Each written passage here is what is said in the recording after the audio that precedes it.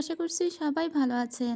আজ আমি আপনাদের জন্য ভীষণ ইন্টারেস্টিং একটা চাইনিজ ড্রামার গল্প নিয়ে এসেছি। এই ড্রামাটির নাম হলো ফিল্টার।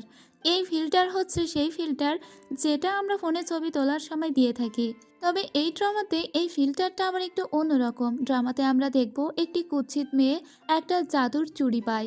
এই চুড়িটা পাওয়ার পরে হঠাৎ করেই সে অনেকগুলো ফিল্টার পায়, যার দ্বারা সে তার চেহারা পরিবর্তন করতে পারে।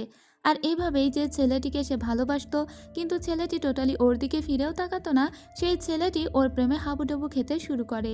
তো চলুন আর দেরি না করে সোজা গল্পেই যাওয়া যাক।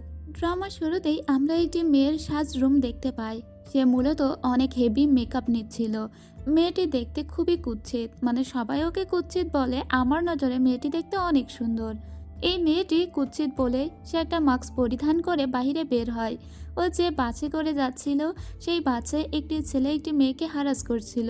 মেয়েটি এটা সহ্য করতে না পেরে ওই ছেলেটিকে আচ্ছা মতো ধোলাই দেয়। তো এই মেয়েটি হলো আমাদের ড্রামার মেইন হিরোইন, যার নাম সু চেং। সু চেং দেখতে কুৎসিত হলেও সে অনেক বেশি ব্রেভ একটা গার্ল, এবং সে কাউকেই পরোয়া করে না। সে যখন ছেলেটিকে মারছিল, ছেলেটি ওকে বিভিন্ন রূপে দেখতে লাগে, কিন্তু বাকি সবাই ওর একটাই চেহারা দেখছিল। এবার ও ছেলেটিকে মারধর দিয়ে বাইরে বের হয়ে আসে। মূলত এখনও ওর ফ্রেন্ডের সঙ্গেই দেখা করতে যাচ্ছিল। তখন ও মনে মনে একটা কথা বলে। ও বলে, যখন আমার জন্ম হয়েছিল তখন ওর সাথে সাথে আরও কয়েকটা বাচ্চারও জন্ম হয়েছিল। সব বাচ্চাগুলোই সুন্দর হয়েছিল, কিন্তু ও হয়েছিল অসুন্দর। ওর কাছে একটু পরী এসেছিল, ও সেই পরীটিকেই মেরেছিল। তবে ও অসুন্দর হলেও ওর গায়ে ছিল অনেক শক্তি, সেজন্য ও ছোটবেলা থেকেই অনেক শক্তিশালী। এদিকে আমাদের ড্রামার হিরোকে দেখানো হয়। আমাদের এই হিরো চোখে অনেক কম দেখে। ওর নাম হলো তাংচি। তবে তাংচির একটা স্পেশাল অ্যাবিলিটি ছিল। ও যে কোনো মেয়ের দিকে তাকিয়ে বা যে কোনো মেয়ের ফটো দেখে বলতে পারতো সেই মেয়ে কত পার্সেন্ট মেকআপ করেছে।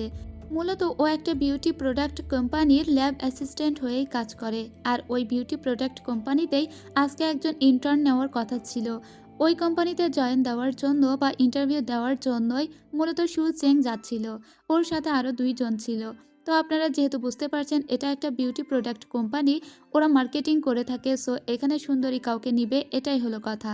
কিন্তু সু চেং সবার নজরে খুবই কুৎসিত ছিল। কিন্তু ও যে সিভিটা জমা দিয়েছিল সেখানে ওকে দেখতে অনেক সুন্দর লাগছিল। তবে সামনাসামনি ওকে দেখার পরে যারা